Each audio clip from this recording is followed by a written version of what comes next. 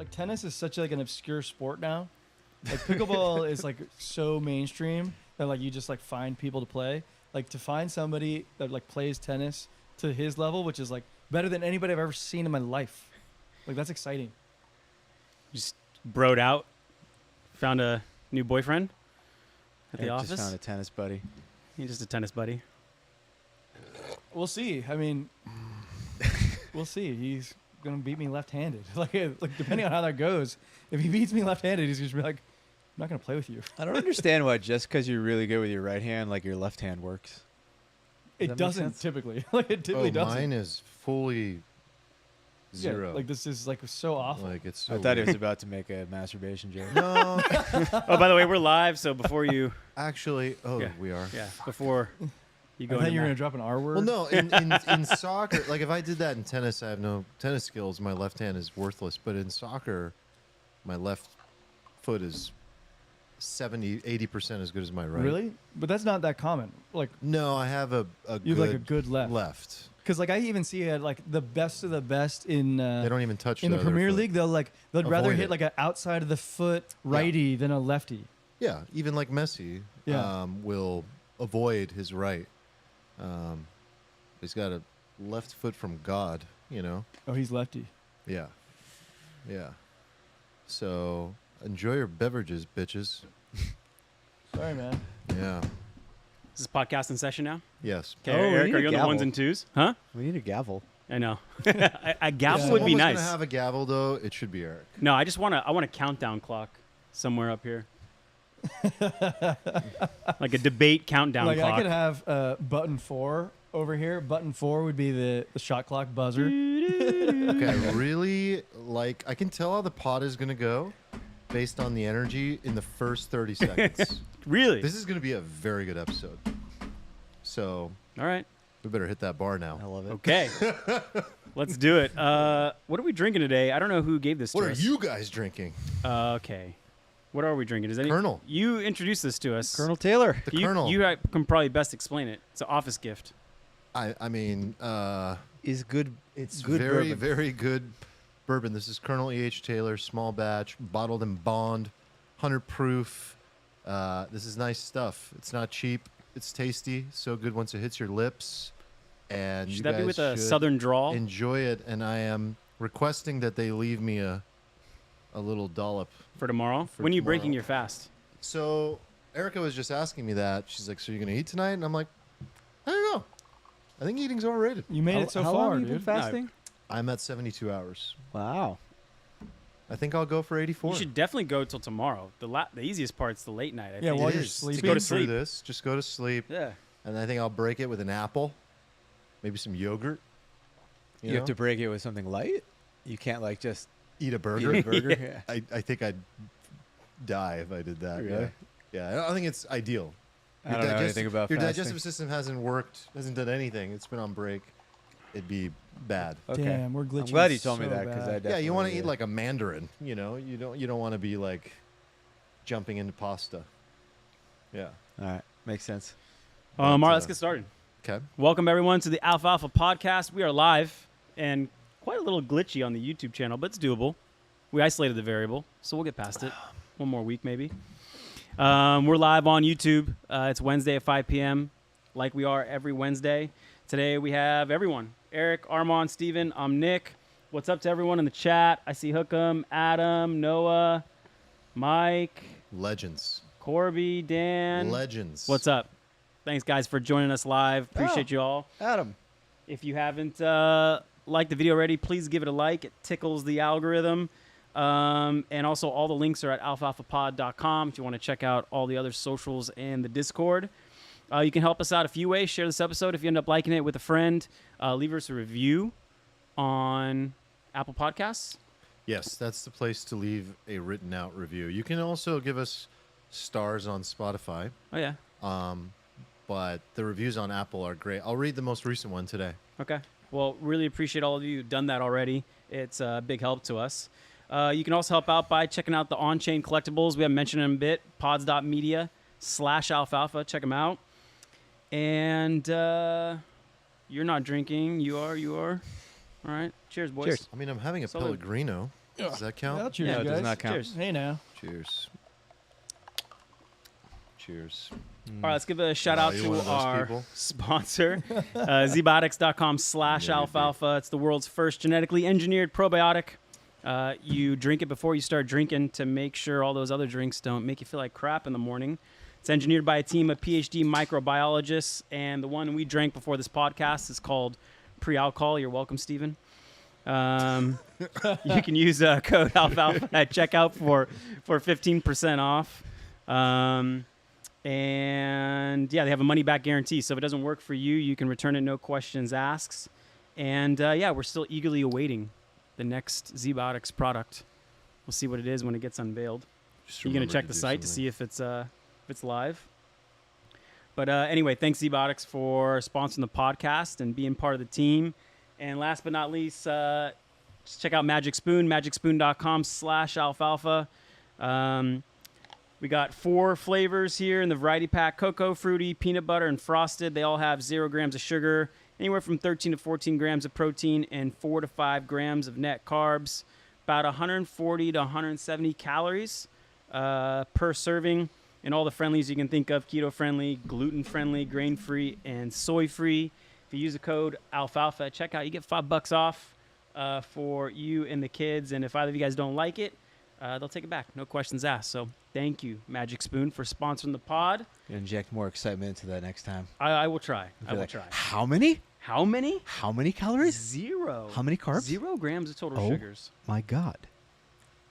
Can I break the fast with that? Yeah, that'd be a good one to break the fast with. Some yogurt, some sauerkraut, and Magic Spoon. It's good for your probiotics. You guys like sauerkraut? Yeah, love it. Biggest fan. I was making my amazing. own. Really? Yeah. Oh, love. It's delicious. Pass. Never been into it. Pass. Pass. Wow. Team pass. 50-50 split. It's so good for your gut. Yeah, that's why I ate Kimchi, it. sauerkraut, Kimchi. kefir. Kefir. I'm like, That's what you're supposed to break your fast with, is something like that. You sounds got any of good. that in the refrigerator? No. Keep I 0 of don't- that stuff. I don't like it. I don't like any of it. Maybe I should retry. Your taste buds evolve as you age, get older. What about culturally significant torshi? Ooh, I love torshi. So do what is- I. What is torshi? Pickled vegetables. Persian pickled I vegetables. like those. I'm in for those. Like for years. They're Like you delightful. pickle them for years. Years. Years, bro. Jeez. It's like a specialty in the Wow. house. Everyone has their little torshi storage. And then, they'll have their like 10-year-old garlic. Have we talked about this? It becomes sweet. No, bro, seriously. If you do the process with the garlic, it becomes sweet and turns like black because it's been sitting in is it like vinegar, I guess, and some other stuff. It is insanely delicious. Really? Yeah.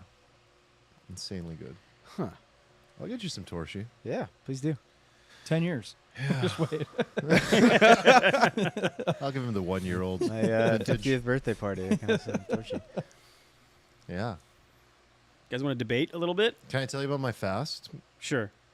Get Or into your are we alfalfa. doing an alfalfa round? Yeah, why not? You got some alfalfa. I to got give. some alfalfa. So, I think fasting is very in. People are into it. I've done it maybe 3 times before. One time I did it not good, where I did the master cleanse. That's not even a fast; it's a cleanse. And I was following the you make a lemon, Oh, with the cayenne roast pepper. with cayenne pepper. That was Yeah. not a good experience. Then I did a water fast. I think I lasted 5 or 6 days, 5.5, I think. Without drinking water? No, you only drink water. Oh, they should work on the naming of that. That's very confusing. And so I think most people call when you're fasting, you got to drink water. So it's a water fast. And So if I said I'm doing a cheeseburger fast, you're it would only mean eating I'm cheeseburger. only eating cheeseburger. Yes. Okay. Everything else is out. Got and it. I didn't know a ton at the time either, so I just was drinking water. This time around, I saw one of those little short videos from Dana White, and he was like, "Look at me and look at me now." And I just did a 3-day fast, really easy. I used these electrolytes and this bone broth, and I was like, "Cool." So then I was like, "All right, let me look into this." And it's basically that's what you need. You need some electrolytes, and you can do 1 day of just water and electrolytes, and then switch to the bone broth. So what I ended up doing this time, and I feel much better this time. I'm feeling great. Day 1 was just electrolytes, Can't remember the brand I used, but I know, Nick, you have the Ultima. Ultima's good. I like it. I think I bought a different brand because it had a little less sodium. I just found it on Amazon. And then you want to stay low sodium because a lot of like electrolyte powders might have a lot of sodium in them. And then watch out for the bone broths because bone broths can have a lot of sodium in them. So I bought this bone broth. I showed it to you yesterday, the brand. If you have the picture, do you mind Yeah, I took a pulling picture up of the it. name of the brand? And also Fire and Kettle is the other brand I got. And then I got this brand. And they're both Swanson. tasty. Swanson. Sipping So bone for broth. like $20, you can get like 6 of them. And they're ready to go. You just warm it up in the microwave, drink it, ready to go in the can. And so that's all I've been doing. And that has protein in it and like Some minerals. very little of everything else. And then I've been taking magnesium, which there's magnesium in your electrolyte powder, but I've been taking magnesium pill form and then magnesium like powder, which just helps with muscle activation, not becoming super lethargic, making sure you keep your energy up, and that you don't get dehydrated. Because the main concern with fasting is dehydration. And if all you're having is water, you have no minerals, you definitely need the electrolytes. So yeah, I'll probably... Oh, and then I did take activated charcoal at night 2 of the nights, just to help with some toxin cleansing and add a little bit of like a cleansing element to the whole thing. So you're not doing it for like weight loss, but you said you're already down 8 pounds. 7, I think. Yeah. 7 or 8. So how much do you weigh? I was 201. I'm basically ranged between 198 and 202. I started at 201, and this morning I was 196. No, I was 190. He's thick, boys. Four? He's thick. So thick. So like 4% of your body weight is just bloat. You must be morbidly obese on the BMI. Yeah, I'm like a 27 or whatever that is. That's obese. Yeah, it's super weird because I was just talking to Bob. We're the same height. We look basically the same. He's like 180. We look exactly It's the crazy same. how that works. Yeah, or you and I, we're the same height. You're like... I'm surprisingly thick too, though. Dude, you're a but- thick boy but too. You don't have the... No, Steven and I are No. closer in terms of like height and stuff. You and guys don't have any muscle. Well, I'm looking at Steven. I got like 25 pounds on Eric. What are you talking about? You guys don't have any muscle. Well, that's what I'm thinking. Don't Like, have any muscle. Steven and I are Yeah, the same okay. height, but he's 25 pounds heavier than me. Yeah, you're insanely light. Yeah. What are you, like 190? I'm probably like 186 now. I've dropped a few. So the lowest I've ever been, and this is like shredded, is 192. Lowest ever. Like before I ever started weightlifting in high school, and I was a toothpick, I was 185. Once I started lifting, but still shredded, my lowest I've ever been is You've 190. always just been dense. Basically, I haven't been less than 193 since college. I was like 155 when I was 26. Wow. Yeah. Yeah, so I've gained 7 or 8 pounds as I've gotten older, but I worry about the visceral fat. Steven's gained Like, not the another fat. human.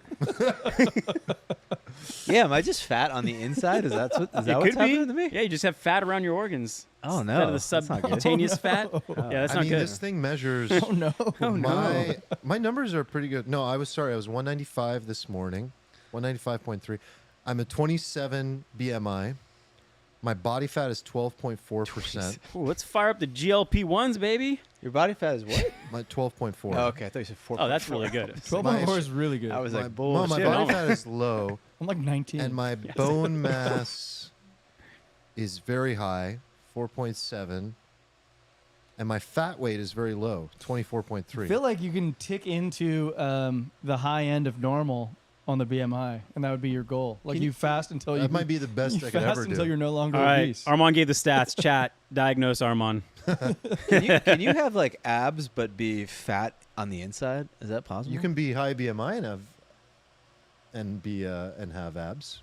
but like if you I could don't know like about look the at the fat. outside, but like you have just fat around Mm. your organs. Doubt that. I'm like dying. Doubt that. I'm kind of concerned now. I heard at like 15% body fat, you can start to see abs. Except for you, you're genetically yeah. I've predisposed to always just had having them. abs Yeah, all the just- time. What is this? Chiseled them in early. This is very high. I'm over the range. Skeletal muscle mass is 52.6%. So I Yeah. have a lot of skeletal muscle You mass. just get a lot of bone. You're bony.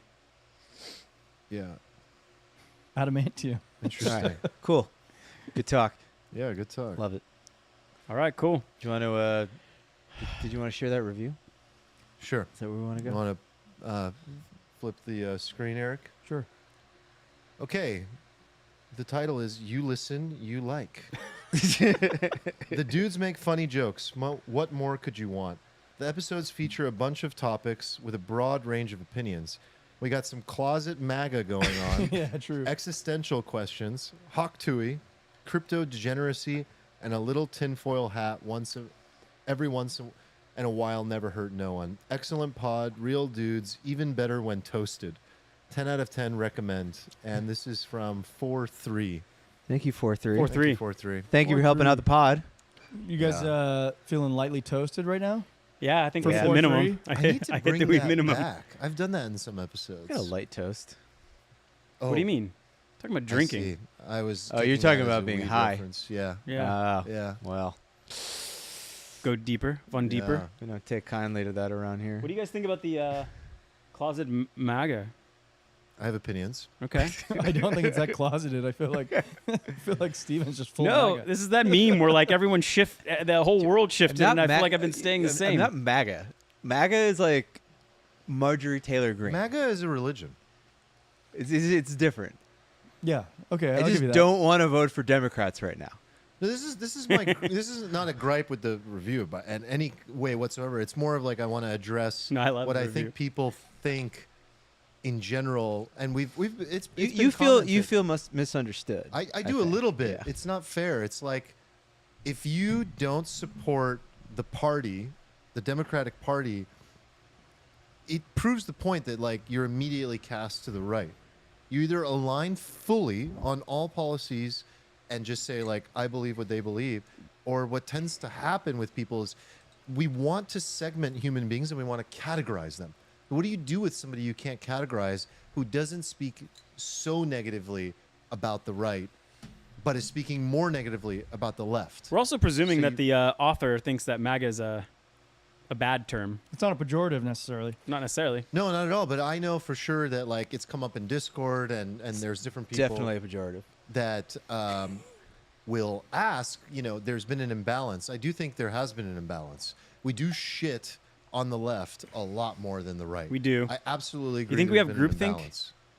Of course. I think it's not interesting to shit on like he's just like a known. Oh, I can shit on him all day after But the like debate. it's just like So- there's nothing new to say. It's just like it's just such a known entity. It's just like Well, he lies in front of you. Didn't Chappelle do a whole skit on this at SNL? Like, he lies and does the how I'm going to fuck you right in front of your faces. So like, at least you know how he's screwing you over.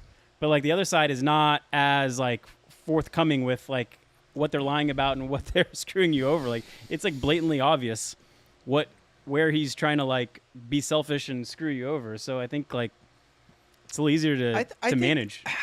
I think that generally speaking, this pod is kind of about like exploring things that are maybe counterculture or different, or it's about like waking up. Like I think the world is slanted in a particular way. I think a lot of the stuff we talk about is about like unraveling that slant or like peeking behind a particular curtain. I think like one of the things we've talked about a lot is just like the political, the media machine, just like how everything that we think is like is tilted. And that kind of plays into this, right? Amongst other things. So I think it's interesting to talk about. But yeah, I'm not like I don't hate Trump. I think he's like kind of funny. Like I don't think he's like Orange Hitler, but like he's my 90th choice for like candidate. Is like Absolutely. You could put so many people in his place. I mean, come on, guys. Everybody knows that we're choosing between the lesser of two evils. Everybody knows that. So if you have to cast a vote for the lesser of two evils, it doesn't mean you're a fan. Doesn't mean you like the guy. And by the way, I still don't even know who I'm voting for. Did any of what you heard in the debate last night actually change anyone's Yes. viewpoints? Yes. do you Kamala think? overperformed. Trump underperformed. He was angry and not presidential, and he looked bad next to her. And she was like Obama-esque and tried to put out hope and a lot of emotion. She really played to women really well and tried to signal a change, a hope, a future, regardless of what you might say. It's like, hey, you've been in power for 3.5 years, or you've been vice president for 3.5 years. You haven't changed anything. It doesn't matter. She tried to put out this representation of hope. She also made me feel like if she won, things won't go completely to hell.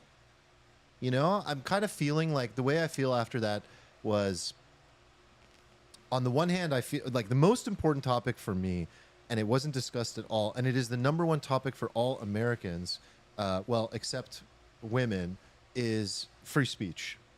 And the number one topic for women is abortion. So they talked on that, and she crushed that, and Trump lost that completely on that topic. But the economy and freedom of speech are so important, and the whole thing was embarrassing. It was terrible. People did not get what they deserve, which is two presidential candidates discussing and sharing their personal policies and how they will help reshape the country. Instead, what we just got was insults, lies, speaking past each other. One person would say, like, I don't believe in that. And then he would respond with, like, this is exactly what she believes in. It's like, dude, she just got done saying that's not her policy. Or he would say, like, I am not associated, for the millionth time, I've done a million podcasts on this, I am not associated with Project 2025.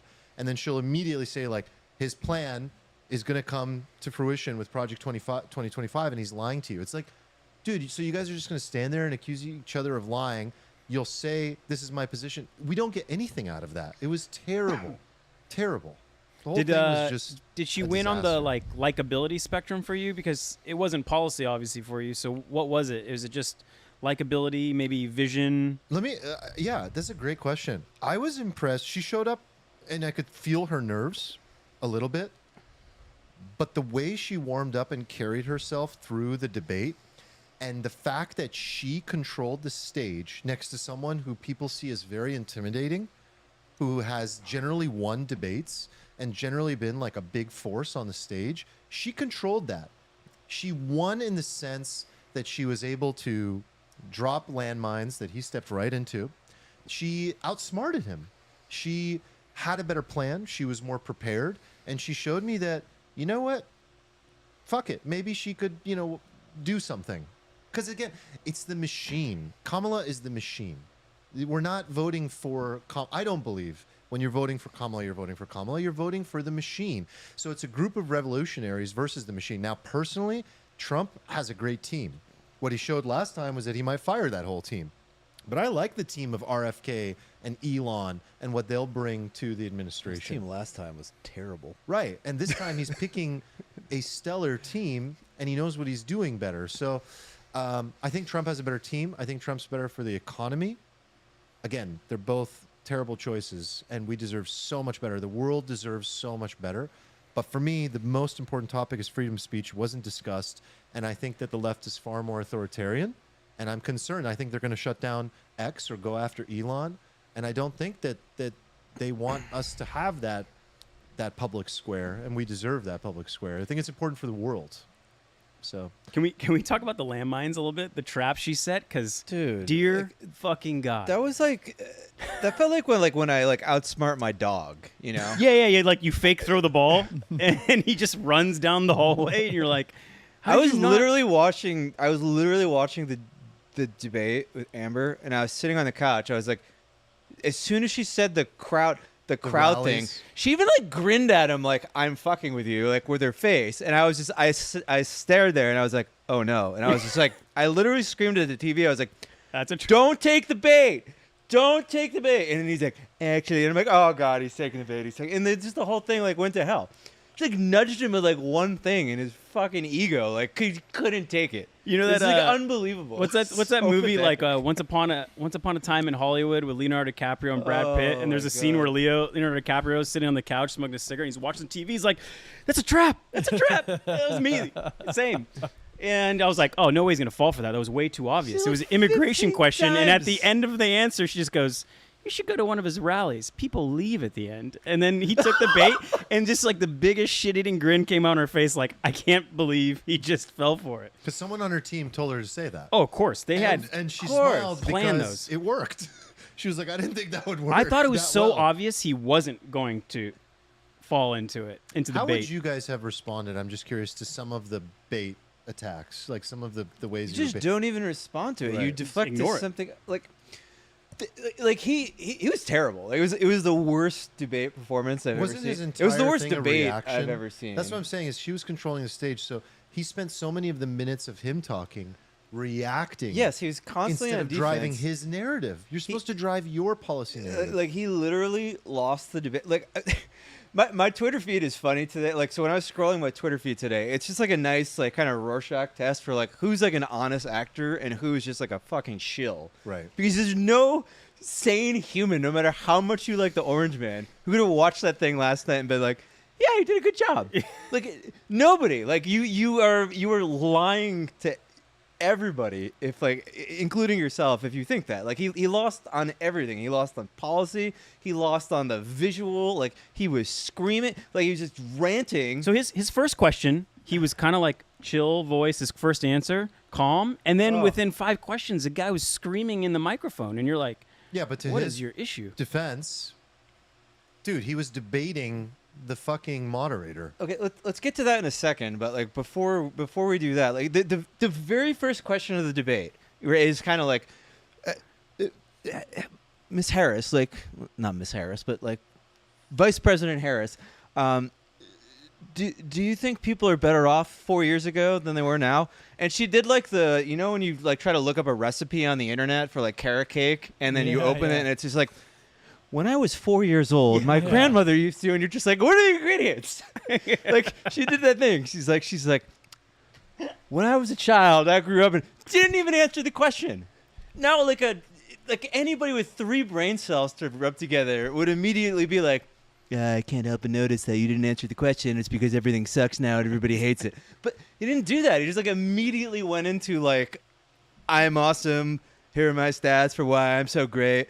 And then the thing continued. Like it was just like an hour and a half of like old man yells grievances. Like he looked dark. Like she looked like I personally like couldn't stand it. 'Cause, like there was a certain like it reminded me like you've seen like kind of this like smugness in the past. There's definitely a lot of smugness there. I don't think it went definitely. particularly well. And there was that pose that like Yeah. which I think was like Yeah, but intentionally done to nobody- make me aggravated, so I would post on Nobody social that's a media fan about it. It of was her bait. Dislikes bait. that. They actually like that. 'Cause Yes. It shows power. I- It's like I- she I grins, think- she smiles, she looks at him. He kept looking at the Yeah, she looked at him away, directly in the eye. and she a lot kept of- looking at No, him. I, and he I wouldn't think the focus on her. poses were done literally to trigger people like me into like rage posting about it, right? I think there Yeah. was actually it was like a level 5 smugness. It was like, yeah, I know that you know that I know that I'm being smug. So and it was kind of 4D smug chess, right? So I'm not it's like whatever. It's like not even a thing I care about, to be honest. She I only mean, in general, she only like, cackled once. She prosecuted Oh, yeah, Trump. somebody was like, "Do not ever laugh again," and she was like, "Okay." No, she did. She had a couple cackles. No, but you can hear it because the mics are off, you know. Yeah. So it was. Yeah, what was that? I thought the mics were supposed to not be off, and then they were both on Yeah, at they're, times. And I they're was like, supposed to help him so he couldn't, do anything. And nope, still worked. nope. But Complete disaster. she did a great job, like, prosecuting Trump, not the other way around. And she's the incumbent. Like, the incumbent is supposed to be the one defending their track record, and somehow she just kept poking the bear enough where he had to keep defending himself. And I was like, how is this happening? How is he letting I mean, this his happen? closing statement should have been his opening statement. He should have been like, "You're literally in. You're here right now. Why don't you guys do these things right now? You're." Yeah. It's like, what are you talking about? They just like waited till the end to do that. I mean, I could go on like 20 reasons. I why thought it was- her biggest wins, it was terrible. the Trump abortion ban phrase, that probably hit real hard. And then she had a pretty good quip for like when he kept mentioning Biden. She's like, "You're not competing against Biden. You're Yeah. competing against me." That made her And look she goes, good. "I hope to bring a more youthful, like type of energy." And so she did a good job of separating herself from Biden, not really necessarily slamming him, but like then separating herself from both of them as like, you're 2 old cranks. And she wanted to represent change and a new chapter and moving forward and all that stuff, which again, it's just talk. It's just politics. I don't want to go forward. I want to go Everybody back wants to to like move forward. 2017. Everybody wants to move forward, 2018 but was these pretty last good. 4 years Pretty good. have been unequivocally worse than the previous. Yeah, these years have sucked. Been terrible. Like Terrible all 4 years. accounts. Like who's having a good time? These guys sound like Trump right Nobody. now. It's terrible. Just yelling in the mics. Terrible. No. Closet MAGA going on. Yeah. I do want to get back to what you said earlier though, because like the the moderators were like egregious. It was gross. It was like the owner of, Expected, though. like the owner of ABC is like friends with Kamala, introduced her to her husband. Like this whole thing is like so fucking like I think they fact checked Trump 4 times. I think 2 or 3 of them were not even correct fact Dude, they checks. argued with him. They pressed him for follow-up answers 6 times. They Mhm. fact-checked Kamala 0 times. They pressed her 0 times for follow-ups. Half of the questions were like, President Trump, here's a terrible thing that you did. Do you feel bad about it? And then they were like, Kamala, what do you think about this terrible thing that Trump did? That was like 7 of the questions. I was like, how is that? what is going on? How is that a debate question? Like, what is it? It was like some kind of Game of Thrones, you know? It was like they all got out and just like the little birds just started shanking him or something, you know? It's That was the crazy. only thing It was that crazy. saved Trump from being a 0 and like being out. Is like that he was. It was attacked such naked, unfairly. like machine hackery. Yeah. It's like one of those things where you're just like, man. Like, But this- that's fuck. the expected. Is what happened on CNN with Biden was unexpected. They Yes. were fair. They were fair. What is expected is what has always happened to him, which is that it's him against the But the that media. was the worst moderator yeah. performance in any I- debate ever by a factor of like 10. It was I agree it was insane. bad, but was it's insane. just kind of like this weird cop out. He didn't even do a good job. Like He was if still he bad. would have Like, done he a didn't decent call them job, out, you like, could a you could single actually time. mention it as like this is an issue. But because he didn't do a great job, it's just he kind of shouldn't this have like mentioned excuse. the pets. He shouldn't have done. Oh Stuff my like that. god! What are you doing? They're By the killing way, our cats. I was trying to get on Polymarket and bet cat at 30 cents. I was like, he's 100% gonna say cat. I'm gonna 3x my fucking money. I'm like, this is the biggest layup of all time. I wanted to bet abortion for Kamala at 75 cents on the dollar. That was free money. And then I wanted to bet cats at 30 cents. Obviously, she said abortion. Like, Yeah. who the hell was betting no on that at 4-1? Free money. He immediately said cat. I'm on the But couch. what, Polymarket? I was like on the couch. I'm like, he We- said it. He said cat. We couldn't do it. But you It was couldn't bet on down. Polymarket? No, the, like, No. the site, like the the site protocol was like shut down? overloaded. Like you Yeah. couldn't like Couldn't I sign couldn't approve messages. So I was like, Blockchain. crypto. Blockchain fixes Crypto this. solves this. Crypto solves this. Ah, oh wait. God. The thread was on fire though during the debate. I loved all of it, and I didn't necessarily like the futures market tanking Oh in the my middle God. of the debate. but- Bitcoin just started selling off immediately. It was just like, oh my God. There was a massive rally in NASDAQ this morning. Like, yeah, Damn so- right there was. Yeah, I do want to say, like, for how well Kamala performed in terms of because the expectation was so low. Look, like, she does the same thing. They both do the same thing. She doesn't answer the questions. She does these very generalizations, these all platitudes that sound good. It was a lot of platitudes, and that works for some voters. You just hear good stuff that sounds good, and it was very, very emotional. It was all emotional. She kept bringing up, "I'm a middle class girl. I'm this. I'm that." And also kept she owns a bringing up- gun apparently. apparently. Mind blowing. And she Who kept knew? bringing up like just how she was so much more focused on the people and what they need and what the country needs, and he was just like, He "You're was the like- problem, and I'm No, going to he was attack like, you." me. Yeah, Yeah, what that- I have done, what I have Everybody's accomplished. saying I had the best economy. The economy was so good. Everybody loves me. Everybody says I'm much better looking. Joe Yeah. Biden looks terrible in a bathing suit. Everybody says I look the best in a bathing suit. Way better than Joe Biden. It was just like, and it's just like he just kept ranting. Like it got like kind of racist at like some point. It was just he just kept like ranting about like just like migrants. Haitians, they're coming in, they're eating your cats, and everybody's gonna die. He said it like 100 times. I was like, oh God.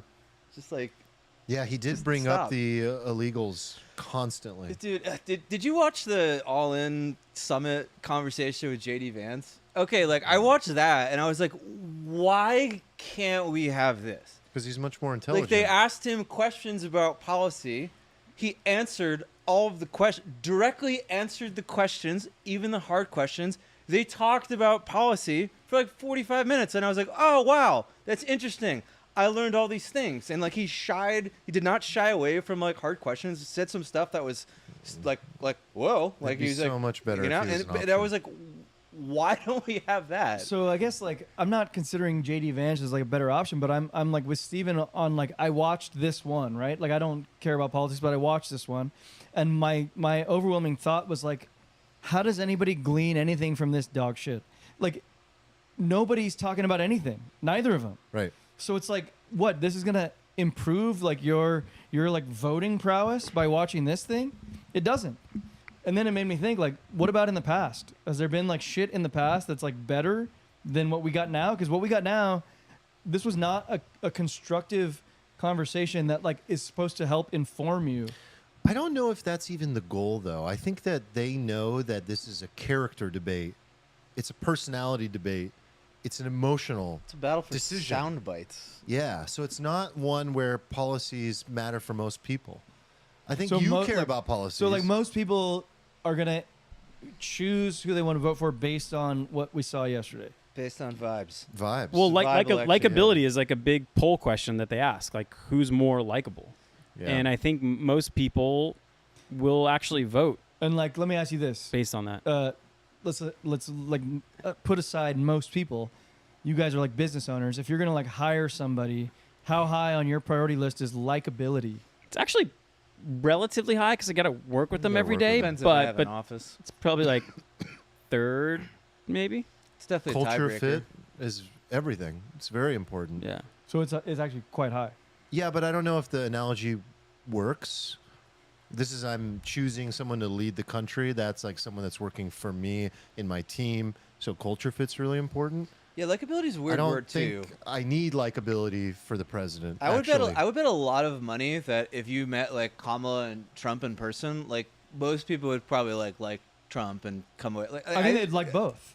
I think they'd find both likable. To be no, honest, I do just, too. I just don't think so. It just feels like I hate the fucking fakeness. Yeah, Like, she is more hate fake. dude. But like fakeness. most people in life who are like personable at any level of prowess are likable in general. Like most people are. Yeah, she's charismatic. She would schmooze you. Yeah, she You'd can, be like- like, okay, cool. She's Yeah. gonna make. I You mean, know, she's obviously good at.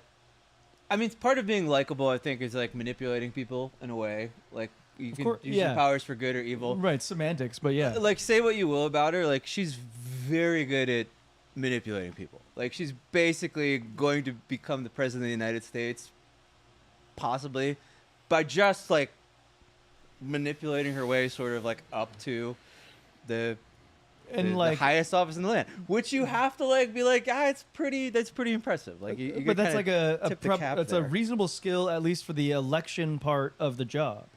And I would probably argue that it's Yes. probably a reasonable skill for the administration part of the job. I think it is in this case because when you have a machine supporting you, I mean, you're not making up these policies and needing to figure out all the details on your own. You gotta. No, you're right. s- You're team right. behind You're right. you. And, like Trump isn't a good candidate because like it's very hard to govern if like half of the people just fucking hate you. Oh, I a just lot, right? remembered I have It's concepts true. of a plan. Oh, that part killed me. Oh, Yeah, I was like- Like, that part, he fucked up so hard on that. So bad. I had the Just the so Don't concepts. reveal. Just say like, yeah, I have a plan. I got plenty of plans. Make me because Kamala president. never talked about her plans either. Like Yeah. nobody talked Yeah. about anything. The Like best plans. nobody said anything. Can I ask you guys a question? Did anyone hear anything that like directly affects their lives to a point where you don't feel like you have full 100% agency over that part of your life?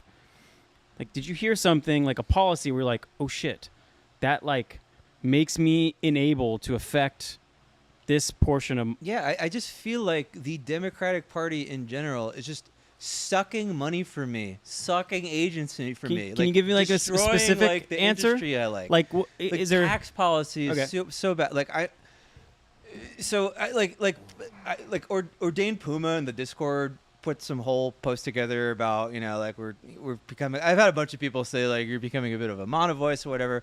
That's fair. That's like true. But like also like this is who we are, and we want to talk about stuff authentically in the way we would talk about it. So it kind of is what it is. But like one of the things he said that kind of bugged me was he's basically like, Trump doesn't care about you. Like Kamala cares, and she'll give money to people because she like, and this idea that like politicians care about you, by I the don't way, believe that for a is second. just bullshit. They give Complete money bullshit. to you to buy a vote, right? Yes. The idea that the government makes people better off by giving them money, the idea that the government like creates like anything is fucking bullshit, right? Like, and now I believe in a basic social safety net. I believe in a government to provide like a scaffolding upon which we need to build society. Like I think that, like I have a lot of overlap with these people, I'm sure. The problem I have is that like the degree to which government already exists is way off the fucking rocker.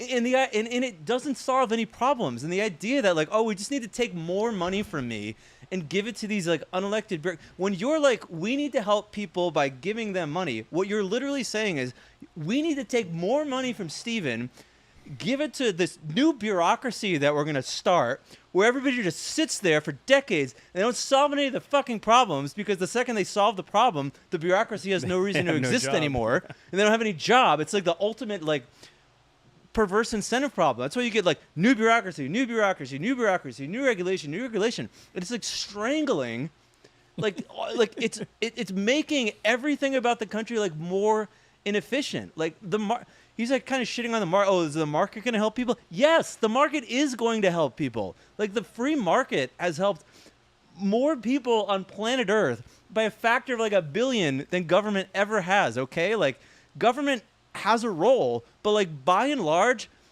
letting the market do its thing, creating economic prosperity is what is going to help people. Yeah, Like it's the opposite of price gouging. Let the market do what it needs Yeah. to do, and it will find equilibrium. And by the way, if you care about poor people, look at the stats for poor people under President Trump and like every other president in the last like 70 years. Like you might be surprised by what you find. You might be surprised by like how low the poverty rate got. You might be surprised by how high real wages rose under that president versus every other president. Yeah, he right? just doesn't know. Why how to did that happen? He doesn't know how to communicate that without sounding like a douche. And it's not because he did anything. All he did was get out of the fucking way. Yeah. Like, which is the whole thing I think these people should be doing is like getting out of our way. Yes. Like, they're not here to solve my problems. I can solve my own problems. Like, we have agency. I have agency. I believe people have agency. Like, this party as it currently exists, not under the, like the party of JFK is like a different, like I would have been a JFK Democrat for sure. But like in the time that like they weren't like systematically like victimizing people, making them feel like they were these like helpless cogs, like who need these like overlords to be elected and like give them money or like save them. It's just so ridiculous. Like it grinds my gears. I love it. It really grinds my gears. I have a question. Elon has been maybe fear mongering a little bit, or maybe it's accurate. You tell me. But he's like, look, if the Democrats win this election, we become a one-party country. It's over after this. I'm curious if you guys think that's true. It's possible. I don't think it's probable, but I mean, you could certainly, like, if what you guys are Like, saying, this is the last chance. they kind thing. of restrict free speech, you could kind of see that angle more towards like a one party. I think ultimately, like, technology will save us. I don't like buy. I never buy into this. Like, oh, if we don't elect this person, the country's over. Like, if Kamala wins, the country will be fine. I think it'll be like kneecapped. Like, I think it'll be a much less productive 8 years. I think we will have blown a lot of missed opportunities for sure. Like, I don't think the country's over. I think that's like rhetoric is like way too overblown. But I do think it would be better to do other stuff. But like I hear where you're coming from. It is like scary to think about where we would be like if Elon didn't buy Twitter. It's very scary. Right?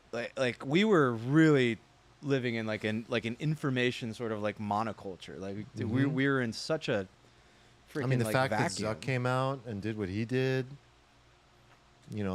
admitting to all of it, It's a big deal. That's my number one issue by far. Yeah, the free flow of information, the free flow of speech, like that has to I mean, be fuck the economy. if you priority don't have number the one. Free flow of information. But then like free flow of capital, I think like comes very close. It's close. Number two, and like again, like the reason, like again, like people aside, like both these people suck, right? I hate when we get into arguments about people. I know I'm guilty of it. I dunk on the other person because it's funny for me to do so, but like it's not productive, and I realize that both people kind of suck in their own ways. That people like this is purely a policy thing for me. It's just purely a policy. Yeah, I think Trump fails by speaking to women appropriately. I think he only speaks to conservative women and wives, and he doesn't know how to speak to single women. And there's a lot of them, and they don't feel heard or seen or respected.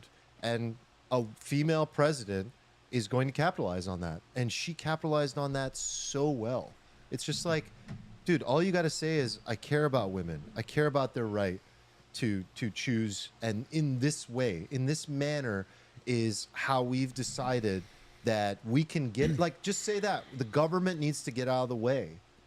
And he did say that, kind of. He was like, everyone says this is so good. We brought it back to the state. It's been trying to get back to the state for 52 he years. just can't help but doing it. Make it about himself. Everybody wanted it. Everyone wanted this. Obviously, everybody didn't want that. No. What are you he talking should about? have- Obviously, everybody didn't want No, that. he's not. He doesn't understand his customer. Speak to the customer, the single woman. Ugh. How is this better for you? Is this better for them? If it's not, then you don't really have a good product. I to feel like sell. his best argument would have been to take down her claim that she will pass legislation because like Yes. Obama ran the gamut, right? Like he had the White House, the Senate. He promised like his number one priority was to codify Roe v. Wade with legislation. He had the votes to do it. And why didn't he do it? If it was his number one priority to codify it, it's because they raise money off it. Like you need the issue live in order to like continue, to raise money That's and so use it sad. against your opponent. And so he could have used that. So sad. He could have just said, hey, I want the federal government out of your way. And I actually think he personally has, more right to choose values than what his like track record shows. I think Right. he realized he had to do that to like win the nomination and win the he's vote. literally catching flack from the right wing for like saying he's going to vote And he against. wants to like, dunk on them. particular He wants to Florida dunk on them things. like, oh, I gave you what you wanted, and you idiots are getting overturned in every single state where legislations get passed. I mean, he did the remarkable job of like failing to both people. he wants to dunk on the him, same but he time. knows he probably Yeah. shouldn't, but he could. And I don't know why he just didn't say, I will veto a nationwide abortion I was ban. screaming at my TV for There's that. I some was like, reason. just say. What's the reason? I don't know. Like he already said he was voting against that Florida thing, which he already caught flack I don't know for. why he won't just say that. I think he just doesn't like doing things people tell him to do. I think he's like a 4-year-old kid. You tell him to do that, he'd be like, no, I don't want to do that. It's ridiculous. Yeah. Sucks. I feel bad for the whole world, man. Like, it's just not good. Yeah, we'll be fine. All right. Anything else about the debate Yeah. we should hit? Marty asked it. Zero X Marty asked Armand, has your opinion Roe / family body female body agency been influenced now that you have a daughter? That's a fair question. Good Say- question. I couldn't Yeah. hear the first part of what you Just said. what do you think about So Roe v. Armand, has Wade your and the opinion right to Roe- choose? Yeah, so I think Trump. So I can understand the desire to bring it back to the states. Makes sense. Get the government out of the way. But I think it's really important for both groups to be happy. It's important for people to feel that fetuses are not being needlessly aborted. Okay? There's a take there and a feeling there that matters to a lot of people where that has been gotten out of hand at times. At the same time, it's very important to realize like pregnancies don't always go well. Women have the right to change their minds early. Like, let's decide what the cutoff is. Not. Again, I know that was controversial. Trump was saying like 9, 8, 7 months in some states.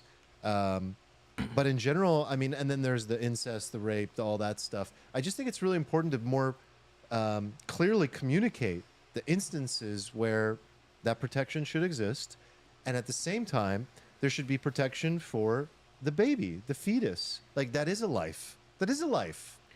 Like, I know it's a debate to sit and go, when does life begin? Do you feel different now? Like, have you changed at all? Like, has this process of having a daughter, like having like a baby, has that like changed your thinking? Like, have you moved, or do you feel like you're still exactly the same everywhere? I don't know. I haven't thought about it too much, but it's just not an issue that, as a man, I feel like that's a cop out. No, it's not. You're a thinking person. You're a rational actor. I'm getting to. I have slightly like. I think it's not for me. It's for women. But being a father, I have probably become more pro-life. I've definitely got. If I've moved more in that direction. Yeah. I mean, there are parts as a man that you could say, like, this is for me. Like, I worry about, like, during birth, if there's an issue, and it's who will live. Like, I haven't been in that position. I don't know what it feels like, but I think I want my wife to live. Okay, but nobody, even like hardcore pro-life people, still say like, the mother. Is that true? Yeah, that's like, okay, that's true in at least 99.9. Like, that is not a. We need a list of stuff: the rape, the incest, the emergency procedures, the mom's under duress, where it's okay. Armand, you know what you should say? You should say, to a question like that, you should say, I was born in a middle-class family. Yeah, that would have been good. You know, when I was a child, my dad used to take me fishing. And Yeah. I don't know. I really haven't thought about it. I'm going to think about it more. Well, think. Yeah. That's why we're here, man. Yeah. Armand, you posted our next topic. Okay. Tell me your most radical position that cannot be placed on the left-right political spectrum. I have a feeling you have some in mind. I have one. Yeah, why don't you guys go? Here, I'll pull it I mean, up I question whether there's anything that could be you want to show it? that could be not on a political spectrum. Yeah. But, that was my initial reaction, but then I was reading through the thread and thought about it. And I was like, Well, oh, there's a lot of stuff that's actually kind of. all right, let me know if this one passes the test. What about mandatory organ donation? Woo! Like, That if you die, We're going to use you. Yeah, like That feels like very left wing. Why? Under what framework? Like, under what category of, like, the left or Because any political? I feel like the right is in this kind of more libertarian camp, like where you have. But you're dead. You have So- no life. Right, but they also say that about, like, the death tax. Like, you're dead. Who cares if we take your money? You know. I think that's more like on the axis of authoritarian versus libertarian. It's very authoritarian, and it's Yeah. Okay. it's my body. I would put Yeah, but I abortion agree. in the same camp as like that. It's not left, Yes, right. and my- mandatory organ donation would fall into the category of like, it feels like it creates some weird incentives, and I feel like the right is very in tune with like economic incentives. All right. Forget the politics aside. Would you guys agree with that? No, No. No. Eric, I'm good with it. you're cool with it? Yeah. Yeah, I think I am too. it's like I net. don't need It's the obviously government net. telling me or anyone to It's do that. obviously net good Yeah. for society, assuming that there's like trust in government and institutions, which there's kind of not. It probably wouldn't be abused, and it's almost certainly good for society. But Well, like, the it's supply would be massive. So how could you abuse it? You just have massive supply of. that's a fair point. That's a fair point. You'd have a problem what to do with the surplus. It's not something I thought I was going to think about Okay. today. I'm curious what else you guys got. I like that. I am a proponent of universal basic vouchers Vouchers for. for like a variety of things. So it's UBI, but it's Instead of just not- giving you money and be Yeah. like, you do what you want, we like target it to specific things. You're like, here's your healthcare voucher, here's your education voucher, food, here's maybe. your food voucher. Mhm. You know? Well, can I ask you this? Is that in replace of? Okay, the Department of Education's budget is. Yes, I want to $100. I want to slash bureaucracies and just fucking give people the money directly. but tune it so that like we still nudge it a little bit. Like I don't want to just give people like here's $3,000, have fun, and then they just go Like give them buy heroin or something. You know? What is it? FHA or FSA? It's HSA. Sorry, HSA account. It's money that can only spend towards healthcare. So like something like that. Yeah, A voucher. Like, I'm kind of a proponent of using the government as a piggy bank. Like I think government can be used to put a thumb on the scale and to incentivize things. Like I'm not like an anarchist or even like a libertarian. Like I believe in government in a specific kind of way, and I think like I would rather. I want a system where like the market gets to do its thing, and then also, like, people can get help for stuff. Do you concede the fact that there's several arguments that can be made that is on a political spectrum? I don't think so, because one of the biggest proponents for UBI initially was Milton Friedman. And he's fairly. Seems pretty libertarian. of Yes. He's a globalist. Was he? Or are you just saying that? Well, I read his book about globalism. I didn't know that Milton Friedman was a globalist. I wouldn't have thought Seems that. very not Milton Friedman. He wrote a book. How about can you be a globalism. libertarian globalist? Well, the book was called. Damn, I don't even remember. Was but it was called like- libertarian It was globalism? like the book du jour when I was in college. It was about globalism by Yeah. Milton Friedman. Hookham says organ vouchers? Question mark. Corby says, can we give teachers classroom vouchers? Does that fall under your directive? Dude, it's so sad how many teachers like literally come out of pocket to buy stuff It's for their fucked up. freaking classrooms. In California, the state where they're taxing me 60%. You don't have money for pencils? You don't have money for pencils, Gavin? I was preparing for Where's- 2024 taxes. Where's my and money, man? It's Where's my money? Where's my money going? it's 50% like effective tax rate. Give Okay, I kids got one. pencils. I got one. Yeah, what do you got? How about like basic financial literacy taught in public schools? I like that. Mm. Is Should that- be should is be that left or nonpartisan. right? That's No, like- that should Who be. decides the I would curriculum? I would hope that. The how is a different argument. But just give me like, what do you mean by financial literacy? Just can you give me like a few bullet points of what might be taught, like compounding effect of money, for example? Compounding interest is probably a big part of it because like it works in both ways, right? Like people that are like afflicted with debt are experiencing compound interest in a negative way. I think that's like a big part of it. I like that one. I think that's mostly free of political. And like what's Attacks. crazy to me is that like people will listen to shit like us for like fucking finance knowledge that should like be taught at a way younger age. What the fuck? Yeah. This is like this is a problem. Like this is something that impacts every single human life. When Why those the fuck are we not teaching? when those this? students came here and we all gave little talks, did someone cover? I think you might have covered some basic financial literacy. Yeah, it was like I definitely did not. it was, You did. You it was did not. Steven yellowing and me talking about like if you save your money at this interest rate. Steve was over a like, "I'm long going to time." teach you little students about convexity. All right, you guys have no fucking hope of making $100 million. I was 13 years old though. They're 13-year-old students. So let me teach you about convexity. Let's go high risk, high return." The teacher was like, "Oh, thank you, Steven," just ushering him off the stage. I was sitting at home later being like, should I have said that? I was like, maybe I just made everybody else look like maybe I just made Eric look so good. Maybe that was my role. Or so bad because it's like too boring. You know, like that's the Maybe people were like, I don't want to be like that psychopath. Yeah, they're like, "I'm downloading Robinhood right now."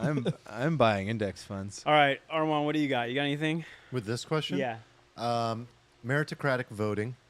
The right to vote should be earned rather than universally granted. Spicy. yikes. Spicy. Earned by having XY chromosome. You got to be a 25 BMI or lower. Where are you going with this, sir? I think that not everyone has the same capacity for reason and judgment. I'm reading my tweet. It should be earned through demonstrated, because someone said earned how. Earned through demonstrated civil knowledge, civic responsibility like community service, a certain level of educational attainment, economic contribution. You're actually contributing more than you consume, as Nick would probably agree to. Problem-solving analytical skills of some level. I got a good one for you. Like, It's like I got a good one for you. Paying taxes as a checkbox to vote. I see that one I actually disagree with, and I think I disagree with economic contribution because like the person who's unemployed might have like the biggest need to be able to vote. Yeah, I disagree with. Some of Well- these are good, like civil knowledge. the I kinda like- examples I came up with in the moment, reasons aside. Yeah. But I do agree with you, like, and I don't know, The- maybe this is a controversial opinion, but like, I think the fact that like everybody gets to vote and everybody's vote is equal is just fucking ridiculous. But everyone's vote is not equal. I do think that our system that's a different has thing. a the back. Electoral College. It creates this facade of. It's not even like the electoral college, right? The fact that like we have Citizens United and like there's all this like shadow money from corporations. It basically makes it so that like the free market like kind of does like choose all the people and like puts its thumb on the scale because of all the right. So the one person one vote thing is like kind of an illusion in a particular way. So there's almost some weird balance to it that's kind of fucked up because there is a bias towards people with money and economic productivity Most definitely. baked into the system Guarantee. already. How about this? Before we get to Armand's point, I think there's like a medium step. Like ranked choice voting is pretty simple and I think like an improvement. Yeah. Ranked choice voting, like that has to have like 92% approval, like with everybody in the country. It's like one of the most obvious things that like that's like Andrew Yang's number one thing, right? Right. Like this is the biggest thing we can do that will fix everything. And I think he's right. Like one of the most it's just fucked that you have this like two-party So sort of instead of thing going voting on. for Trump or Kamala, you vote Kamala number one, Trump second, Yeah. RFK third. Yeah, like people are like, everybody's always like, oh, why do we always have these choices? They're so bad. I'll tell you why the choices are so bad. Because you have two options. Option one, you get the machine candidate.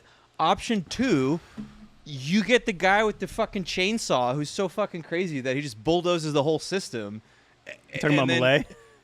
Or Trump, right? Like you get a Malay or a Trump. Like this is the only two kinds of people who can emerge in the system. You get a machine candidate or you get a fucking crazy person. You know, I don't even think Malay is like bad crazy, but he's crazy, right? Revolutionary. Yeah, like there's in that like, those are the two outcomes that you get. So of course like this happens. But if you had ranked choice, then yeah, you would get somebody who's like, you know what? I'm going to try to appeal to everybody. Right. That's the biggest effect of it. Like huge head explode. Yeah, So- I generally think this is founded in it makes sense. Like This to is kind me. of how things started, right? Didn't you like Yeah. have to own property at first? You had to be a man. There are so many things couldn't in be life black. that require I mean, it wasn't good. qualifications. I'm not saying it was good. I'm saying it started that way. I'm not endorsing that. Jesus Christ, man.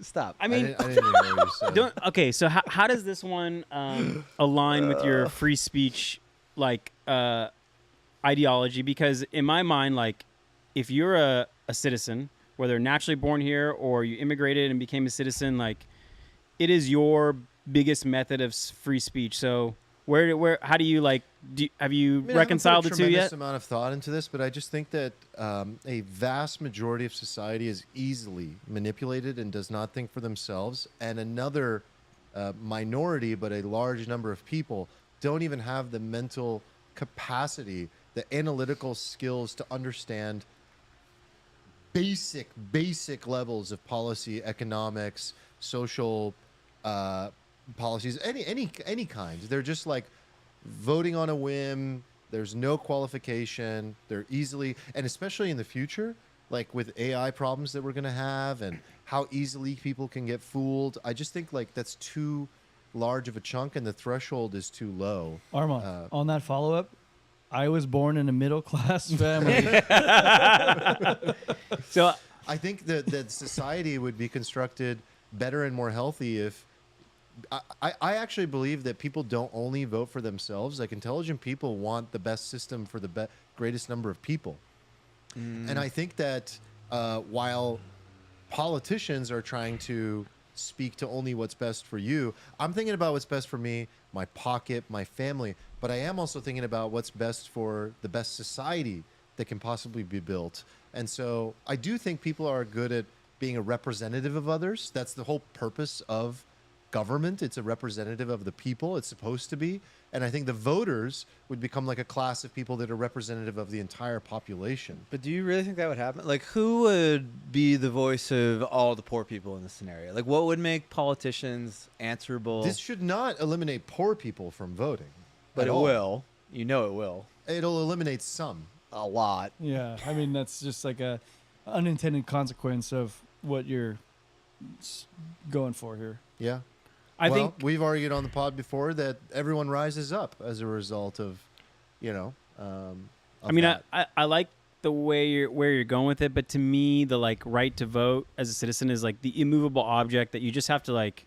This is a permanent condition, and you have to optimize around it, and it's something that just has to exist. Well, then we're probably going to end up in idiocracy. And that may be the truth, but if you really want to avoid civil war, like you let everyone vote, and it's funny because not everyone does. Even the fact that everyone has a right to, they typically don't show up to vote, even if Yeah. it's like raining outside or cold outside. They tend to just not vote. But I think like you have the higher probability of a civil war from the people who can't vote, even though they may not have would otherwise if they did have the right. Yeah. I mean, I don't know. It's like people live under dictatorships that end up working out. People live under monarchies. Monarchies are the most predominant system in history, and many of them have been successful. This is something in the middle. Okay. It's a hybrid. You're also the author of our next topic. Which order are we going? What does it mean to be an American? Only 18% of young people are proud to be an American. That was previously 85%. So let's throw this chart up on the screen. Well, I would say the Alfalfa community is kind of the author of this topic. It's been a topic that got brought up a lot in the Discord Great. over the last week. I think, Steven, you were chiming in a lot about it. Like, what is this idea of being American? I did have a couple charts and data to share on just like how the youth feel about being American. But maybe before getting into the data, the question is more just philosophically, what does that mean? It was interesting when you turned me on to this question by putting it in the Trello, because I was already thinking about it, because I was listening to the recent Tucker podcast with Martyr Maid. Was it Daryl? Was it Daryl Cooper? Can't remember his name, but he does the Martyr Maid podcast. Kind of like a historian. It's got like a 30-hour series on the history of Palestine, Which is epic, by the way. which is insane, by the way. Like, if anybody has 30 hours to spare, like It's an audiobook. it's crazy. It'll definitely change how you think about that. But they were talking about Europe and how there's this thing going on in Europe where, like, it's, in the UK and a bunch of other places, like, you have, these immigrants coming in, and the country is changing. And he was talking about, like, what does it mean to have a country? What does it mean to be an immigrant, to come to your country? What is it? Is it right to preserve things? Like, are you like a racist for like not wanting to preserve England or France? And why are countries like Hungary like preserving their cultures, why these aren't? And I was like, oh, this is like interesting. And then we started talking to complicated question. yeah, we started talking to the Discord about what should this mean for immigrants to America? Like, should there be like a buy-in to anything? Like, should you have to buy in to like America? And then we were like, what does that mean? What does it mean to buy into Especially America? Because America's not like Hungary. Yeah, or like I think Sweden. we have the It's a more complicated word, American. question. Like, it's much simpler to buy into France, I think. So I said in the last episode, I went on that little rant about freedom. I think a core value of America is freedom, being a freedom lover, and that has changed. I don't think English should be the denominator that was discussed in the chat. I don't think it's about, have you memorized the Constitution? What's so funny for people that immigrate to the country is they know more about the country than we do. Fact. They know more about to become a citizen in this country, you're like going through, U.S. history 102, 201 level, and having to like Probably a know- similar test to what you were alluding to in terms of like Wasn't earning one your of vote. Vivek's Yeah. like most controversial things that he said, like, you shouldn't get citizenship just for being born here. Like, you need to pass like a civics test or something. That's wild. That's wild. The things that I think stand out, but first of all, melting pot, many languages, but founded on this idea of liberty. Immigration is very important to this country. And so for me, I just think it's challenging, though, because it's like, how do you find the through line for what it means to be American? And I think that here's what's really interesting is, like, if you look at the people that are the most patriotic, it's two groups of people that I can identify right off the top of my head. It's like the more conservative leaning, kind of like, I'm a patriot and I have the American flag in my front yard. And then there's immigrants. And a lot of immigrants are super patriotic. Like, they're more patriotic. They're more in love with the idea of America than people born here. Now, there are also immigrants who come here that do not fall into that do not assimilate, that are just like extractive, right? But if you notice, like, the proudest immigrants are some of the best Americans. Like, they come here, they produce, they love the country. They especially came from somewhere where the economic situation was difficult, or the sort of like control situation. Like, they were under control. They were living under maybe some kind of totalitarian, authoritarian society. And they come to America and they're just like, oh my God, I can ascend the ladder of success and I can become successful. I think success is one of the things that should be celebrated about being American. The ability to climb the ladder and create a life of your own choosing is a common denominator amongst Americans. We should celebrate that, support that always. But the through lines are more difficult to find in America. For me, like, I think that if I was to describe, like, the underlying America buy-in in, like, one term, it's self-reliance. And I think, like, that is, it's something that just goes in a bunch of different directions and covers a lot of bases, right? It's something that I think clashes with the recent wave of immigration. Like, I think most people in this country are not, like, inherently anti-immigrant. They're sort of anti the recent, like, immigration process and, like, what that means, right? Like, I think that, like, the people who came here, in the Ellis Island days, like, my grandparents all came here. My nano was, like, a doctor and flew Italy under Mussolini and just came here and started, like, building houses and stuff.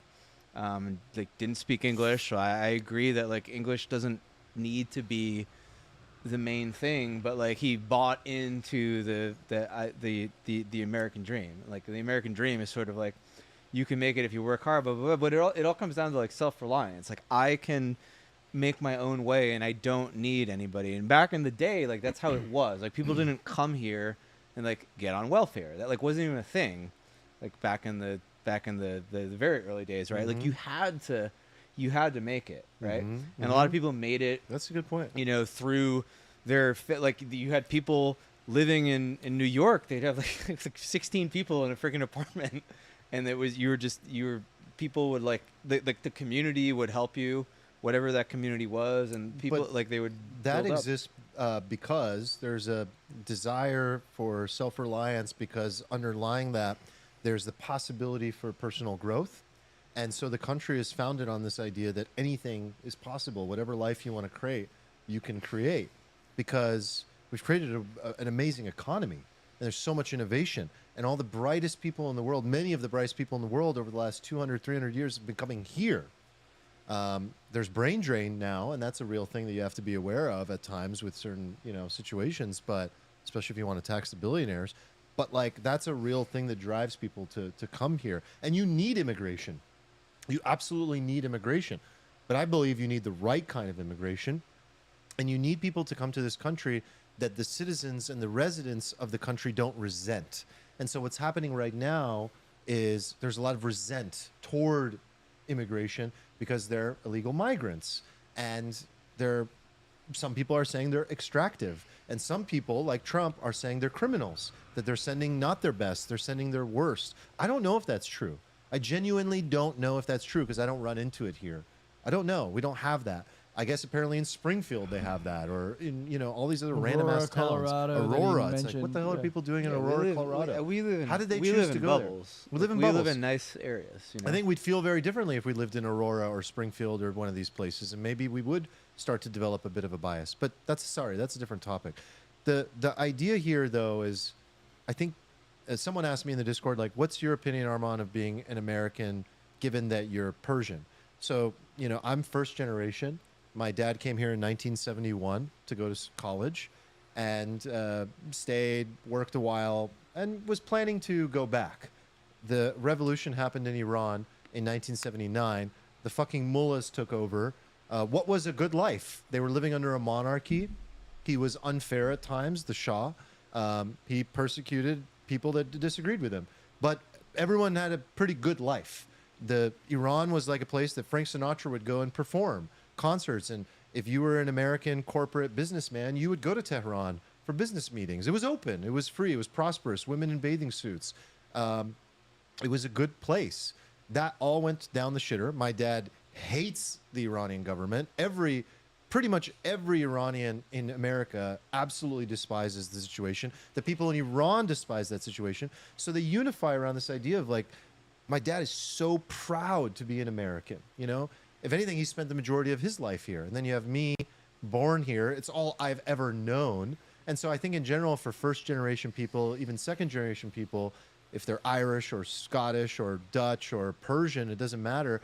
You fall in love with this idea of like, this is very much my country. And that exists even more, as I was saying, for some people that are immigrants to this country. Like people that are citizens born here often take the country for granted. Yet, you have the youth falling off a cliff. They have absolutely no pride to be American. So if I can just share this, 10 years ago, it was 85% of the young were proud to be American, and it's down to, this is overall, 38% of people extremely proud. But where's the stat? It's like 18%, steep decline of young Americans proud. What does to young be mean? 18 to 34, I believe. Okay. So, yeah, 18% compared to 40% of those aged 35 to 54. So, what is this? Is this like a mind virus of some kind? Naturally, as well, like or? rebellious group and naturally rebellious generation. But I mean, for me, like if I think of our generation, like we were in high school when we invaded Iraq, and then you have these like two endless wars, and it just like I think that's part of the big part of like staining. Is it proud to be an American when you see the entire world like show your one of your biggest follies? But what's the deeper thing? Because like there are people that are defending people's right to burn the American flag, for example.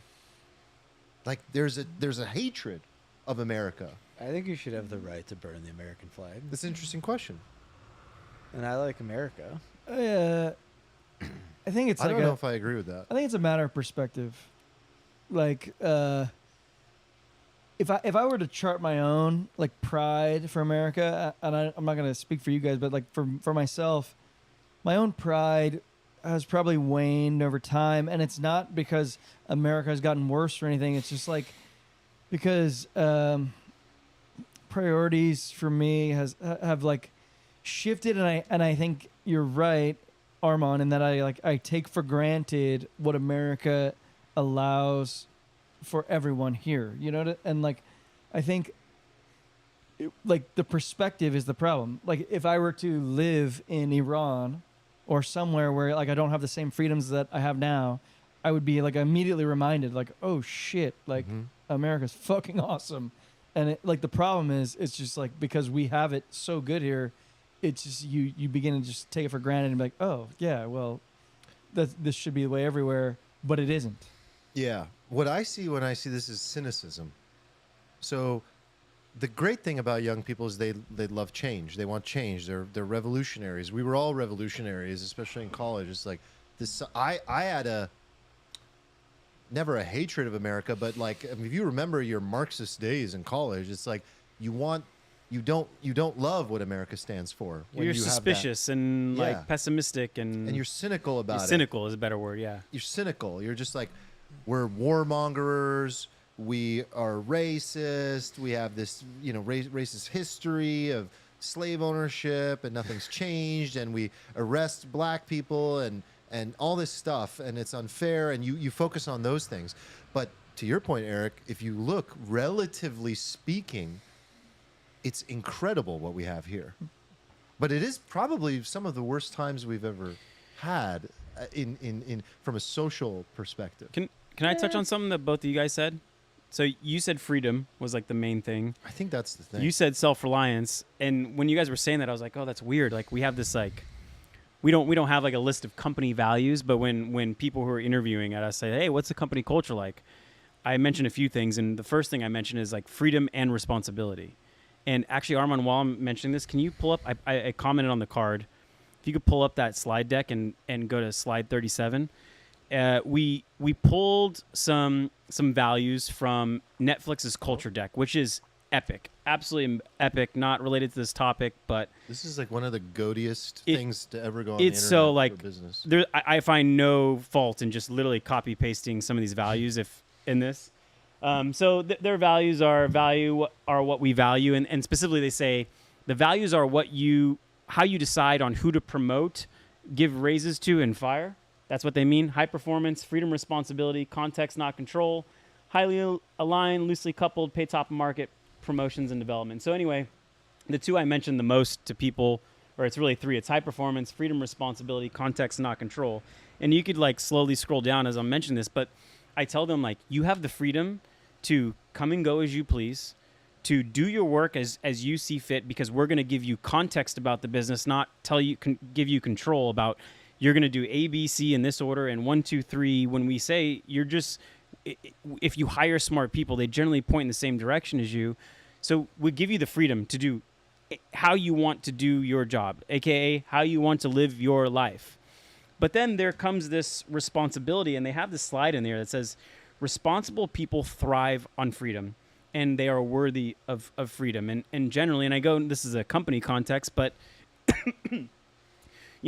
things we say about responsibility are like, hey, like if you're going to leave on a vacation, like make sure your work still gets done. You still have the responsibility to get them done. If that means telling someone, hey, you need some backup or whatever. So I don't know. I think there is this combination of freedom, responsibility, and I don't know if these slides in particular like pass the test for what a country should value, but I do think those combinations of the two play hand in hand.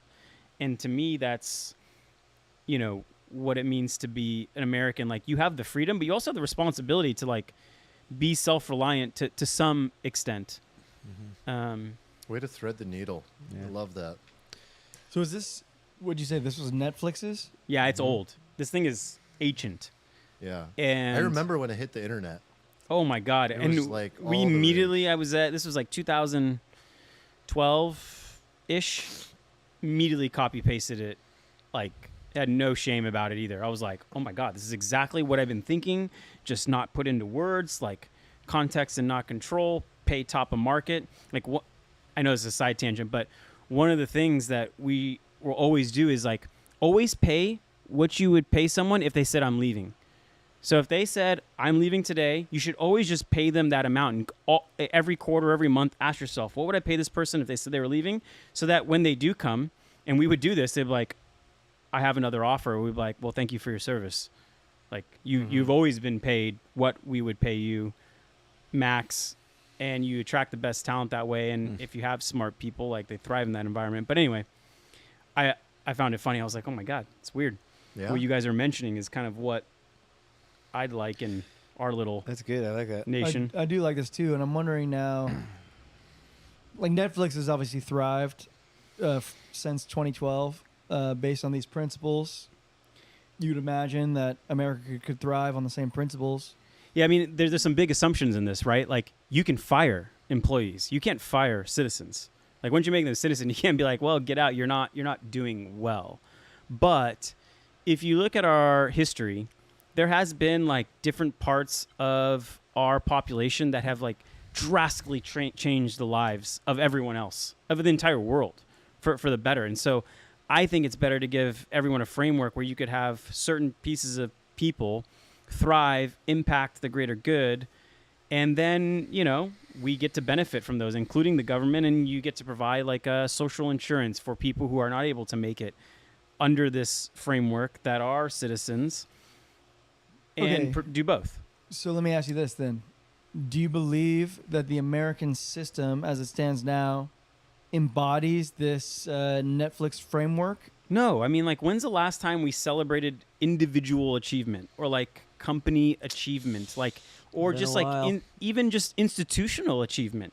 Like, what have we done where we're like, oh my God, like we just changed the world, and instead we like shove it down because it doesn't necessarily mean equality of outcomes.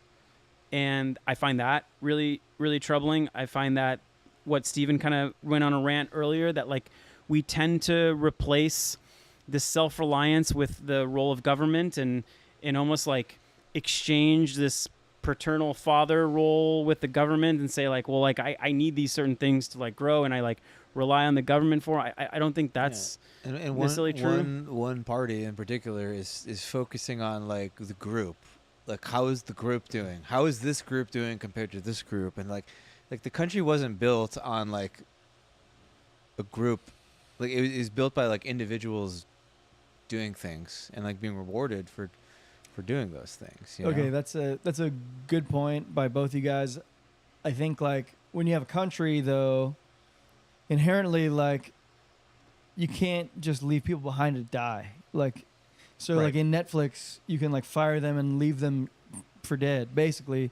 Like for all intents and purposes of the CEO, you can just leave them behind, but in like but that's a straw man, because like that isn't a position of people, like there isn't a position of people that like maybe some crazy people, but like even like very right-wing people, they're not like, oh yeah, we should leave everybody behind to die. Like it's not Well, actually so- what no, everybody's no. advocating, That's you know? not what I meant either, But I kind of just meant that, like, at least here in the United States, we do have a welfare system that like lifts up the people that are like not. I mean, able we to take care didn't of themselves. before. Like, we actually kind of were leaving people behind to die in a way, and it was basically like, well, your community or your church or whoever it is better pick your ass up, or you're gonna die. And I think this is the Yeah. the kind of crux of it. It's like, what do you do with the people who aren't Netflix material? Yeah, like It's such a hard problem, because like the more that you insert the government in as the thing that is the catch-all for everything, the more that the old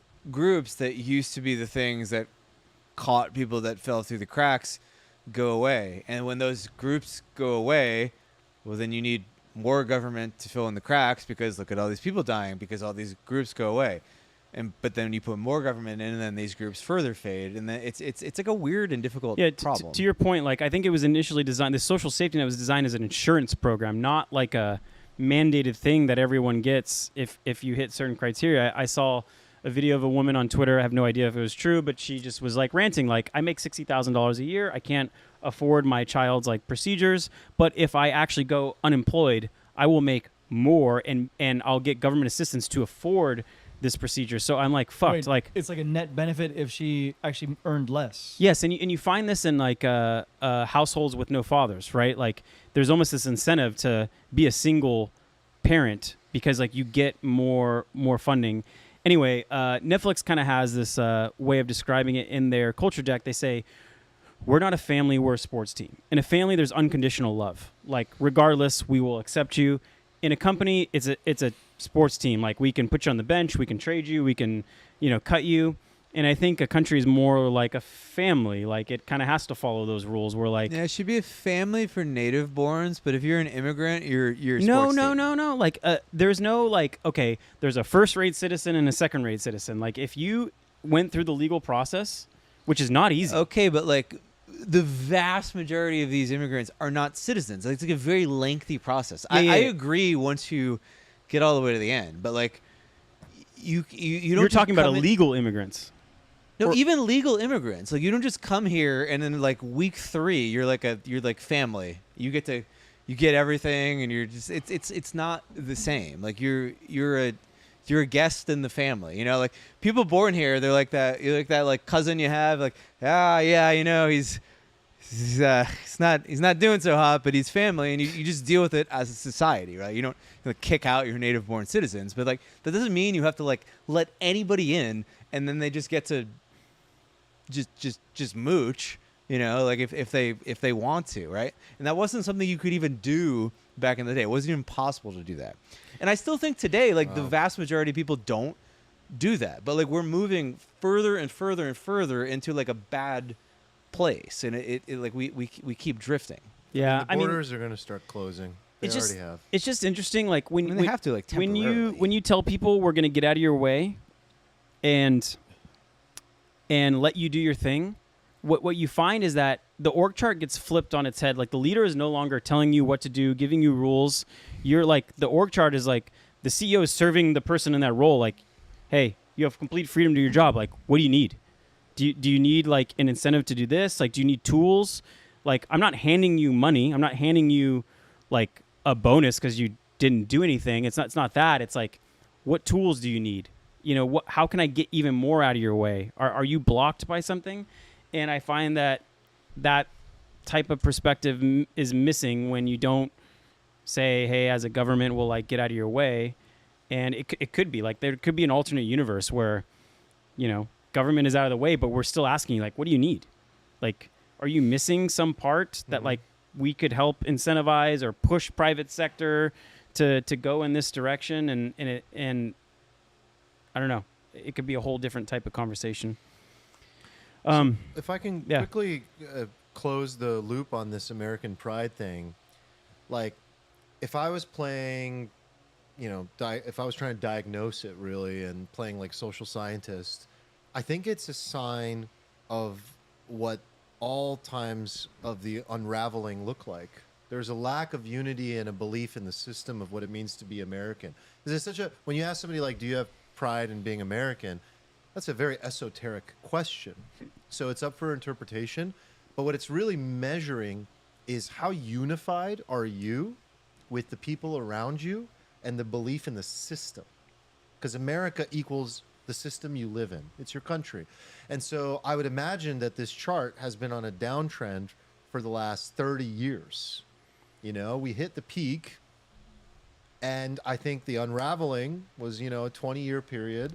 And now we've been in this, the chaos was a 20-year period, and now we're in the unraveling, and we're approaching the bottom here. So my guess is, if I had to guess, in 5 years or so, you should see all-time highs on this chart if things change, because we're going to bottom. And what happens in the new awakening of the first turning is a unification. And I would imagine that the pride in being American would be much higher than it is today. So I think it's just actually correlated to that. Yeah, there's a lot that's borrowed from this from whoever the current leader is, right? So like, you need someone to step up and be that person. Yeah, and I think something I said before is I thought that Trump winning could be the turn. But I think I'm realizing like this is going to go another 5 to 10 years regardless of unraveling before there's a new system. Kamala is not the new system. Trump is not the new system. Yeah. There's something else that this country and the world needs that will be truly what the first turning period is founded on. It's not this system anymore. Because these are just two evils. Send it to zero. Yeah, the thought that he could be a unifier was definitely a whimsical pipe dream. It is. In the It end, is. huh? He's not the answer, and neither is Kamala. And I think it gets worse. Yeah. But you know, it will eventually bottom, and things will change. Had some good comments in the chat. Well, not from Tom Nom. Bad Tom Nom. It's not what I was saying, Tom Nom. My God. Yeah, read out some of the chat comments. They're good. Yeah, what'd you see? Ape Good said, patriotism comes with the hope of ascending the social ladder, and when that hope fades, patriotism fades with it. Like a unfulfilled promise, almost. He's got more. We came from a time when a single earner could afford a house and support a family, but now double earning couple has a hard time affording simple life necessities. We are on a reverse treadmill, therefore squashing morale of society in hopes of making it. What does that do for patriotism? Patriotism is a fleeting concept based on the standing of the country. Abe Good kind of nailed it, I think. Well said. That was Yeah, Abe amazing. Good. Well Abe said. Good, you did good. Abe good. But So is that another way of saying it's the economy stupid? Like, if Well- you just provide upward economic mobility. yeah, but this is like kind of a question I was going to ask earlier. It was like, is America just like capitalism? Do you believe capitalism? And is what we've done over the last 60 years like not capitalism? Is that like crony capitalism? Is that like bullshit capitalism? Is that like whatever? It's like a fraud. Like the government put fingers all over the scale, laws, regulatory capture, whatever, and then like, yeah, these people got fucked. They inflated the money. People can't buy shit anymore, and then people are just sort of broadly disillusioned. I mean, it's not Europe, which is at least that's a good part. Yeah, but people like, I feel like a lot of young people, especially, think Europe is some like panacea where everybody's just Absolutely, getting they like, do. you Give know, me a fucking break. Just because you like Same vacation day, there for like, 7 days doesn't free mean same you day want surgeries, and They got just baguettes, everybody's man. like, yeah, Yeah. it's like- I don't know. So Yeah. grass is I greener. really love those Maybe. Fortune 500 companies from and fast growth startups from Europe. Man, they've changed so many lives and given so many jobs. All right, can we get to the regrets conversation? I got to leave in 17 minutes. No regrets. That'll be a little quick hitter. You know, Um, light quick hitter topic. Take All us right. home. Take Let's us home. talk about top regrets. Can Re- you enlarge this image and we'll throw it up on the screen? It's pronounced regrets, Nick. Regrets. Okay, so this is I don't know, an image of top 5 regrets. We don't know if they're actually top 5, but they seem somewhat reasonable. Number 1, I'll read them out for people listening. I wish I'd had the courage to live a life true to myself, not the life of others expected of me. 2, I wish I hadn't worked so hard. 3, I'd wish I'd had the courage to express my feelings. 4, I wish I had stayed in touch with my friends. 5, I wish I had let myself be happier. So my question is, like, if you're just assuming this is the law of life, like these 5 things are true, and you're trying to go for minimizing regret, how would you change your life like right now? Because How be honest, I How would- many of these regrets do you already have? I have 4. Check 5 out of 5. I don't have any of them. Just put a big check. I mean, I feel a little bit of each of these, like each of these I do. I don't have any of them. Why don't one of you go that has a lot of them? Then I'll go why I don't have any of them. Steven, you have a lot of them. Nick, you have a lot. I think so. I think so. I have a lot of insecurities when I read this because I'm like, shit, Yeah. would It I didn't change? trigger me at all. No, Really? It didn't No. trigger me at all either, but I also feel like I resonate with all of them as well. Like everybody has, all these exist on a spectrum, right? Like, and you're gonna feel something of this no matter who you are. I think, like, if you're being honest. Okay, Yeah, so I'm like, there's maybe a number few 1 is friends the one could've I kept in touch with more. I have the least regret. Like, I wish I had the courage to live a life true to myself and not the life others expected of me. Like that one, I feel like okay, B+, good job. 2, I wish I hadn't worked so hard. F-. 3, I wish I had the courage to express my feelings. F double minus. C.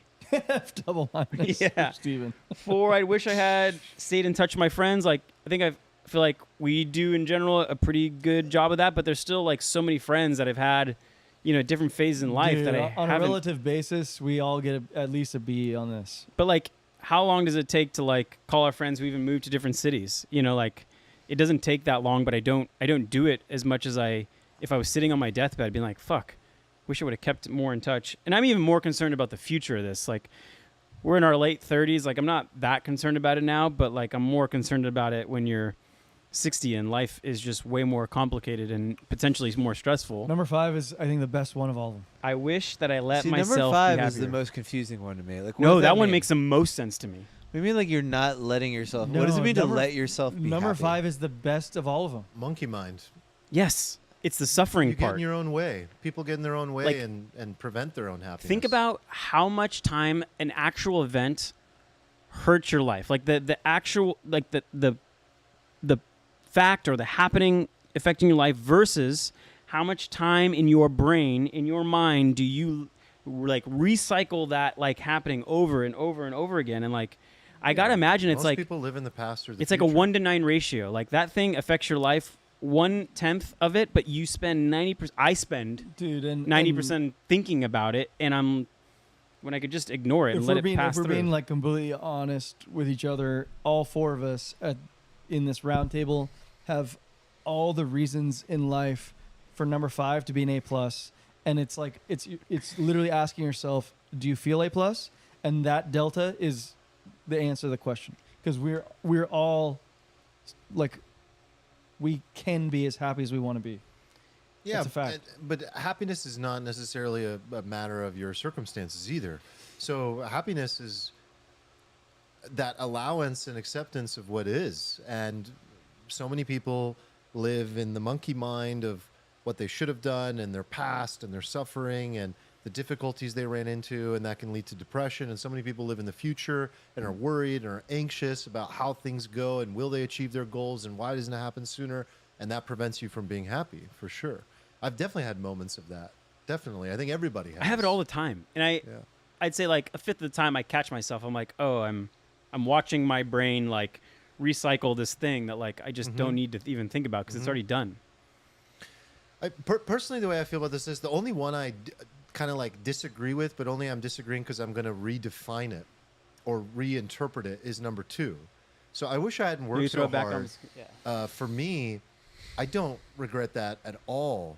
Really? Like, at all. Zero. Oh, I regret that like a lot. for me, work represents all of my growth and creativity. Everything about tapping into who I am and my potential is my work. And I don't regret a minute of that. I'm learning, I'm experiencing, I'm testing myself, I'm playing a game. Like every day, and this didn't always used to be this way. I think it has to do with like, are you aligned with what you really want to do? And the moment you are aligned with your work in that way, it's actually this incredible feeling of like you're getting to exercise. You're expressing your creativity. So that's how it feels for me. So I want to work harder. I enjoy it so much. I'm surprised there's not a regret about like spending time with your family. I would think that's like a big one for people, is like they worked too much and they didn't spend enough time with their loved ones and their family. Shrank in the Discord dropped an epic quote today, which was, I'll paraphrase it, there are 3 balls in life, and one of them is made of glass. One of those balls is your work. One of those balls is your wealth. And the third ball, which is made of glass, is your family. And if you drop the first 2 balls, they're cushiony. You can always pick them back up. But if you drop the glass ball, it will break and shatter, and there's no recovery from it. That was essentially the point. Wow, that's a good one. So it's like you can't drop the glass That's ball. sick. Yeah, I'm amazed that I remembered that. You can't drop the glass ball. It'll break. I think family is like, friends are the most important thing. Relationships are the most important thing. So yeah, for me, I disagree with the work one, but only because I'm going to reinterpret it. I've had moments with number 5 where I've become anxious about something, or I was thinking about the past in some way. But everything else, I don't know. Maybe it's because I meditate on the concept of death frequently. I think death as a concept is one of the greatest teachers of all. And the more you avoid it, the more out of alignment you fall with, today I'm going to live my best day. And if you do meditate on it, you tend to take this perspective of like, I'm going to soak it all up. I'm going to enjoy this day fully and be aligned. So maybe that's where it's coming from for me. But to your point and to Eric's point, like I was thinking about all the reasons why I could not be happy. Like some of my like recurring complaints or issues that go in my head. Like if you put on the perspective, like you're on your deathbed, they're pretty lame complaints. Like you're like, you weren't happy because of X, Y, and Z. Like that was your biggest complaint. Like when reframed, they sound pretty lame excuses of why you couldn't be happy. The other regrets I hear is like, or like from my experience, people on their deathbed, at the last moments, they want to know, do the people that are closest to me love me, and do they know that I love them, are the biggest points. And to what you said earlier, like our podcast or our friendship group is like founded on the idea that like the relationships over time are what make you the happiest, and like trying to keep them as close as possible throughout your life. You know, that Harvard grant study, Yeah. the longitudinal study is like kind of what I think is like foundational to this podcast, at least. Absolutely. Yeah. Yes. But I think we say friends more, but I agree. It's family is Yeah. probably It's like all close loved ones, Right. basically. Inner circle. Yeah, I this resonates with me because on a previous podcast, maybe like years ago, I talked about Hunter S. Thompson's letter to a friend, where he describes like what this guy should do for the rest of his life, and he equated it to like swimming toward a goal or floating down a river. And I reread it recently because I sent it to somebody, and what I realized is I misinterpreted the meaning of the letter to begin with. It's not about swimming or floating. What he describes, what I gather now, is that what he describes is like you should determine what lifestyle you really want in life, and instead of setting a goal, you set a lifestyle design that you are looking to achieve and live towards that, and the goals are secondary.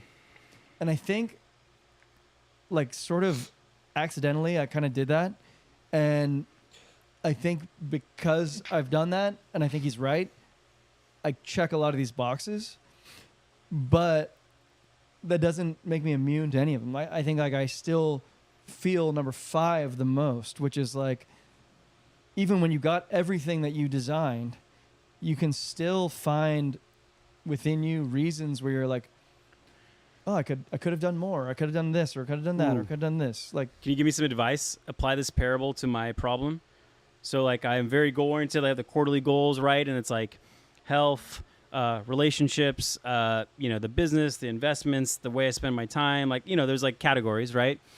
And under each category, there's like an outcome, a pain if I don't accomplish the goal, a pleasure if I do accomplish it, and then like the massive action plan, right? Armand, you might be very familiar with this. Anyway, and it's very goal oriented. So how would you suggest that I apply your perspective from that parable to like, how would I restructure it? well, I guess he would say, and I agree with him. I'm not saying it, but I agree with him. He would say that you scrap all the outcomes entirety. Like, what you should design towards is like what you want your lifestyle to look like. So if you want your lifestyle to look like, I'm surrounded by friends, I run my own business, like I have freedom to do what I want from this time to this time, even if I'm still like on the clock, but I can still step away to do this or that. Like, these are sort of like lifestyle design choices. The goals are secondary. Another way to look at this is like, and you might have noticed that you and I used to be like very aligned on that process. Yeah. And I completely gave all of that stuff up. If you've known, we don't talk about like quarterly goal setting Yeah. anymore. I think I gave it up like a couple of years ago, and I've become much happier as a result of it. The founder of NVIDIA, Jensen. talks about how he runs his company, and he's like, we don't have a plan. We wake up, we look at the day, and we go, and we try to achieve the highest outcome we can that day. What that expresses to me is like pure flow state and presence. So another way to look at this from a holistic perspective in life is that if you agree with the idea, the Buddhist idea that Buddhism illuminates, which is that all desire is suffering. Naval, to credit him, talks about the idea that like, well, you're not going to get around that. You're human. You live in the Western world. So pick one to suffer over. Pick one goal, one desire for your life at a time to choose to feel the suffering for. But everything else, you got to eliminate. You got to accept, you got to let it go, and you can't have all these like outcomes and goals because all they're going to do is drive you mad. But if you have one and you focus on it wholeheartedly with focus, it's more probable, A, that you achieve it, and B, you have acknowledged that you're going to suffer going into it. And it's much easier to contain that suffering when it's just one thing. And I did that, and it's been working. If you were going to die in the next minute, what would be your biggest regret? I mean, those are easy because it's like you want to, see your family or, No, that's not what you want to do. It's like, what would your biggest life regret be? I don't know. Good question. It's not my question. It's Calcium's. How many of What would it them be? are? Oh, I got it. That I didn't take the time to create space for more hobbies, more not like work, but like more expression of self. Like I didn't explore. Can I play the piano? Do I like the piano? Like golf. You love golf. Did I read I'm on I hits, didn't get to. I didn't make the time, and I kept deferring that because I do defer that. I defer some hobbies that I think I should make more time for. Mine is that I didn't go to all the places that I wanted to. Ooh. I've been a lot, but there's just more. I think I regret more like adventures, mostly in other places than anything. But I think the question is, would you regret the number and the amount that you've done? And I don't think you would. That's more like you're looking in the future. Like I wish I had more time for more of that. But is there anything you'd regret that you didn't do differently? The question is skewed because, like, you live your life under the assumption that you have X More amount time. of years. Yeah, and you have more time. more time, Mm-hmm. right? So, like, if I suddenly found out I was going to die tomorrow, like, my immediate regret would be like, wow, I wish I didn't spend so much of my life trying to acquire resources, and I wish I spent more time, like, just doing things. But that's also like it's kind of like a luxury regret. Like like if you can't say that. Like if you have like a wife and 4 kids and you can't pay your mortgage, you can't be like, well, honey, I'm just trying to live so that if I died tomorrow, I didn't have any regrets. You'd be like, Right. well, you're going to regret being divorced. Yeah. And But then, it is you know, reasonable though. If you like saved for the future and there's no future, you're just like, fuck, I spent too much time planning for the future. Of course, but which that's doesn't like exist. something that is only knowable in hindsight. But that's like the delicate dance we do. Is like we have to live this life where we're balancing sort of like the expected value of like our time and all these different outcomes. And it's just like, yeah, I do want to live life like I'm in some freaking Hollywood movie where I'm like a terminal cancer patient or something, and I just get to. Well, I don't want to be that, but I want to like go around the world to do the 50-50 was really you know, sad sometimes movie. I just say things and it's not what I meant. It's a Then, great movie, 50-50. But I've what done if that there's like 90 times. What if there's other universe where like you design your life like Eric's saying, and then like there's a high probability that you just kind of work it out, like you work around these immovable objects, which is like, I don't know, maybe you work 25 hours a week instead of 40. That you would just like find focus, find leverage, find. Well, as a dad, I can tell you guys the constraints can be powerful. Yeah. That's an interesting idea. Just like imposing like a work week constraint. Constraints bring a lot of creativity. Yeah. I would like to. I feel guilt over like I want everyone else to work. You know, Of to course their you do. like absolute maximum. But then, like, if I leave every day at like 2:00 to go play Torrey Pines, Is your whip hand getting carpal tunnel? Can I read you guys a quote? yeah, please. So I save just me. realized it was recently I posted this quote by Jung, one of my goats.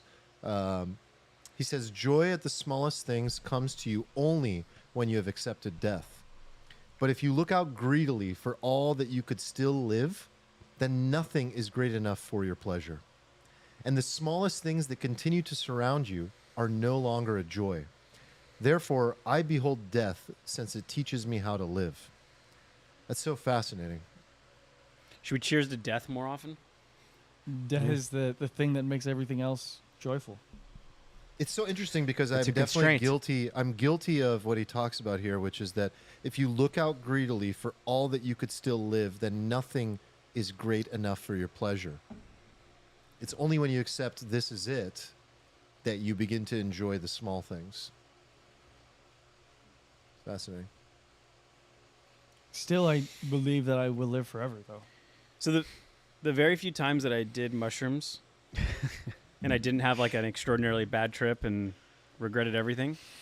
I felt like there was like times where like mushrooms was like the 10 seconds before death, Gateway to heaven, baby. where like everything is just so beautiful and awestrucking, and like, you know, like you just like, wow, this leaf or this like ceiling, the texture of the ceiling is like, I can't get enough of it. Like everything just becomes, you know, Yeah. awe-striking. Yeah, I was in that for like 2 hours. I think and imagine then like people who do DMT and like break through the wall. Like, what does that feel like? You know, like, Right. probably even more profound. There's a Right. reason that psilocybin is like an incredible therapy for death anxiety, and why a lot of cancer patients take it therapeutically, and they have profound changes after that. All right, I think I'm doing mushrooms Sunday. Do it right. Do it right. Do you guys want to keep going? Because I have to go. This was great. Okay.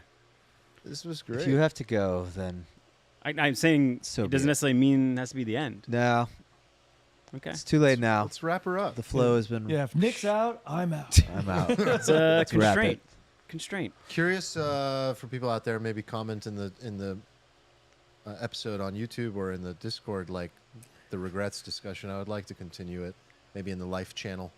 Yeah. Or in the YouTube comments. Yeah. If you guys are still around, I see some of you are. Most of you are. Like the video if you haven't already. And otherwise, we'll see you next week. Miss you guys. Yeah, baby.